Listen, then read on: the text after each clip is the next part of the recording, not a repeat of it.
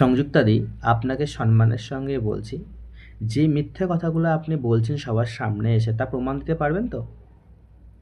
যদি কোনো প্রমাণ দিতে না পারেন তাহলে কিন্তু আঙুলটা আপনার দিকেই উঠবে।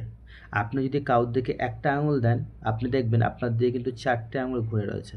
আপনি শুধু আপনার সম্মান নিয়ে খেলছেন না, আপনি কিন্তু বাংলার প্রত্যেকটা নারীর সম্মান নিয়ে খেলছেন।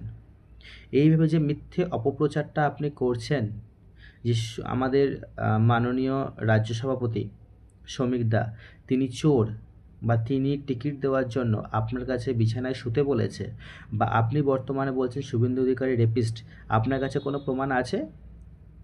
এর কোনো তথ্য আছে? থাকলে সেটা বেশ সামনে নিয়ে আসুন। আর তা না হলে এই ধরনের মিথ্যে অপপ্রচার আপনি করবেন না। আপনার কাছে অনুরোধ করছি। আপনি একজন বিজেপির কর্মকর্তা ছিলেন, কিন্তু এই মুহূর্তে আপনি আর নেই। এই মুহূর্তে আপনি হয়ে গেছেন টিএমসির দালাল। এই মুহূর্তে আপনি টিএমসির থেকে টাকা খেয়ে এই ধরনের মিথ্যা অপপ্রচারগুলো করছেন। যখন আপনি দেখেছেন আপনি টিকিট পাবেন না, আপনার স্বার্থসিদ্ধি হবে না, সঙ্গে সঙ্গে আপনি পাল্টে খেয়ে গেছেন।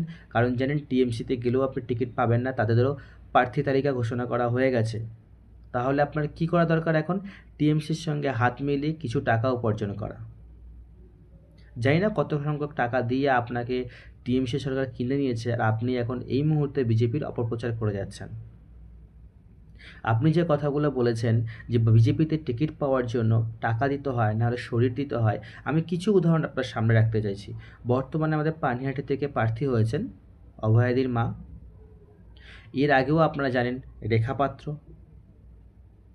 এইসব মহিলাগুলো এনারা কি দিয়েছে যার জন্য এনাদেরকে বিজেপি প্রার্থী করেছে? এই ধরনের অপপ্রচার করবেন না।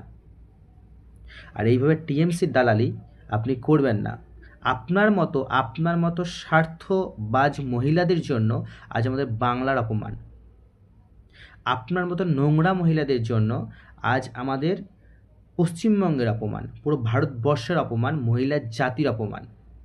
এই আপনার মতো নোংরা নির্লজ্জ ছোটলোক মহিলা আছে যারা, তারাই কিন্তু বাংলার নারীকে রাস্তায় বিলিয়ে দিচ্ছে, বাংলার নারীর সম্মান রাস্তায় বিলিয়ে দিচ্ছে। আপনার মতো মহিলাদের জন্য আজ আমাদের অভয়াদির মতো যে কেস ঘটেছে তারা জাস্টিস পায় না। ঠিক আছে? তো আপনাকে যে কথাগুলো বলছি, আগে আপনি তথ্য সামনে নিয়ে আসুন। আপনার কাছে কোনো ভিডিও ক্লিপ থাকলে সেটা নিয়ে আসুন, কোনো অডিও ক্লিপ থাকলে নিয়ে আসুন, কোনো প্রমাণ থাকলে নিয়ে আসুন। মিথ্যে এরকমভাবে ভোটের সময় অপপ্রচার করবেন না। কত টাকা ঘুষ দিয়েছে আপনাকে টিএমসি? যে টাকার লোভে আপনি নিজেকে বিক্রি করে দিয়েছেন, নিজের নারীত্ব, নিজের সম্মান, নিজের মাতৃত্ব বিক্রি করে দিয়েছেন।